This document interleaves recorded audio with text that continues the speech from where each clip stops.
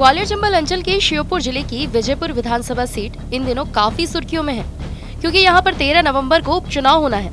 ऐसे में कांग्रेस की परंपरागत सीट कही जाने वाली विजयपुर विधानसभा पर सियासी जोर आजमाइश भी लगातार देखी जा रही है। ऐसे में सीट पर भाजपा ने अपना प्रत्याशी घोषित कर रखा है, तो वहीं कांग्रेस लगातार विजयपुर विधानसभा में अपने बड़े नेताओं के जरिए कांग्रेस के पक्ष में माहौल बनाने की कोशिश में लगी है, लेकिन अभी तक कांग्रेस से अपना प्रत्याशी घोषित नहीं किया है। ऐसे में अब बीजेपी कांग्रेस पर सियासी तंज कस रही है और कह रही है कि कांग्रेस के हालात बिना दूल्हे की बारात जैसे हो गए हैं। राजनीति में राजनीतिक दलों के बीच सियासी बयानबाजी अक्सर देखी जाती है। ऐसे में इन दिनों ग्वालियर चंबल अंचल के श्योपुर जिले की विजयपुर विधानसभा सीट पर होने वाले उपचुनाव में भी बयानबाजी का दौर शुरू हो गया है। विजयपुर विधानसभा सीट कांग्रेस की परंपरागत सीट कही जाती है, क्योंकि इस सीट पर कांग्रेस ने 10 चुनाव में से 7 बार जीत दर्ज की है। लेकिन इस बार कांग्रेस की चिंता इसलिए बढ़ गई है क्योंकि विजयपुर विधानसभा सीट से कांग्रेस की टिकट पर 6 बार के विधायक रामनिवास रावत बीजेपी में शामिल हो गए हैं और इस बार बीजेपी की टिकट पर वो विजयपुर विधानसभा सीट से चुनावी मैदान में है। ऐसे में कांग्रेस विजयपुर विधानसभा सीट पर अपने पक्ष में माहौल बनाने के लिए पीसीसी चीफ जीतू पटवारी, पूर्व मंत्री जयवर्धन सिंह, साथ ही प्रदेश स्तर के सभी बड़े नेता लगातार बड़ी सभाएं, रैलियां और जनसंपर्क कर रहे हैं, लेकिन विजयपुर सीट पर प्रत्याशी के नाम को तय नहीं कर पा रहे हैं। ऐसे में बीजेपी कांग्रेस को बिना दूल्हे की बारात कह रही है। बीजेपी के वरिष्ठ नेता रामेश्वर भदौरिया ने तंज कसते हुए कहा कि बीजेपी लगातार विजयपुर विधानसभा सीट पर सक्रिय है, लेकिन कांग्रेस बिना दूल्हे की बारात लिए विजयपुर विधानसभा में घूम रही है। न तो उनके पास कोई प्रत्याशी है, न उनके पास कोई नेता है, न नियति है और न सिद्धांत है और न ही कोई विचारधारा है।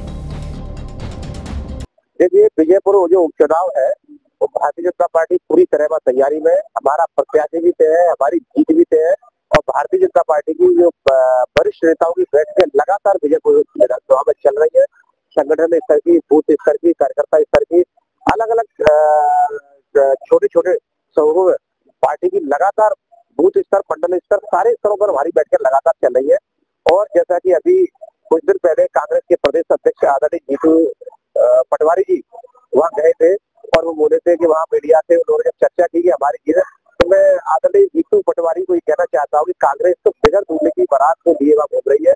न तो उनके पास प्रत्याशी है, न उनके पास कोई नेता है, न कोई नियति है, न कोई सिद्धांत है, न कोई विचारधारा है। हमारे पास माननीय मोदी जी, माननीय डॉक्टर मोहन यादव मुख्यमंत्री मध्य प्रदेश के, उनकी जनकल्याणकारी योजनाएं और नीतियों से जो आज विजयपुर का सर्वांगीण विकास हुआ है, इन सब चीजों को लेकर भारतीय जनता पार्टी चुनाव लड़ेगी।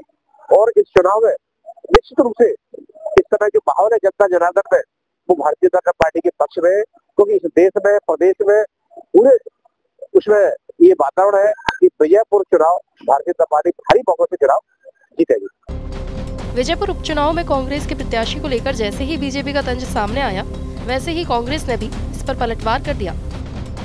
भारतीय जनता पार्टी की जुमलेबाजी चलती रहती है। अब उनकी जुमलेबाजी दूल्हा चल रही है। जैसा कि जनता जानती है, सच्चाई ये है कि विजयपुर सीट पर कांग्रेस हमेशा जीतती आई है। इस चुनाव में भी कांग्रेस से जीती है। देखा जाए तो कांग्रेस पार्टी की विजयपुर सीट परंपरागत सीट बन चुकी है और वहां 4 वरिष्ठ नेताओं की कमेटी बना दी गई है, क्योंकि ये लोकतंत्र है और वो कमेटी निर्धारित करेगी किसको टिकट दिया जाए। ये सच है कि कांग्रेस वहां हमेशा से जीतती आई है। इस बार भी कांग्रेस जीतेगी और भारतीय जनता पार्टी दूल्हा खेलती रहेगी। बहरहाल विजयपुर विधानसभा सीट पर चुनावी घमासान शुरू हो चुका है और जैसे जैसे उपचुनाव की तारीख करीब आती जाएगी, वैसे वैसे भाजपा और कांग्रेस के बीच सीधा मुकाबला देखने को मिलेगा। लेकिन कांग्रेस की ओर से अभी तक प्रत्याशी के नाम की घोषणा नहीं की गई है। ऐसे में विजयपुर विधानसभा सीट की जनता की नजरें कांग्रेस के प्रत्याशी के इंतजार में है कि आखिरकार कांग्रेस विजयपुर विधानसभा सीट पर होने वाले उपचुनाव में प्रत्याशी के तौर पर किसे अपना चुनावी दूल्हा बनाती है। ग्वालियर से धर्मेंद्र शर्मा की रिपोर्ट, TV9 मध्य प्रदेश।